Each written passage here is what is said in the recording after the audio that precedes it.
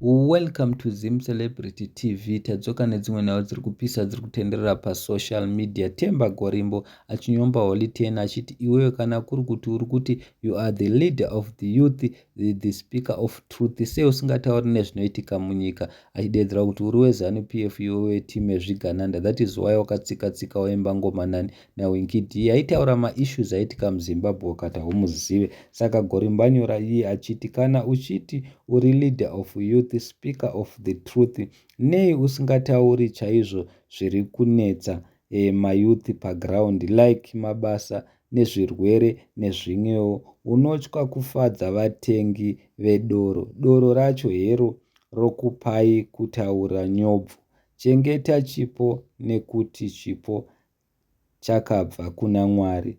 Gara waziva chipo chako ndiMwari, kwete kubvuma kutengwa nemota. Ini ndaitoda kuteerera ngoma dzako zvekutodaro, but nezveSpotify ikangondiratidza ngoma dzako ndinotoskipa, hapana zvakadaro. So guys, handizivi tinoti kudini hazvo, asi Temba ari kudedzera kuti handisi kudzora tsvimbo nekuti gudo rabata kumeso. Holy 10 tozviziva ndewe musangano, ndewe Zanu PF, but sometimes anomboda kuituka because achida kuti apuhwe mota futi nemari. It's been long.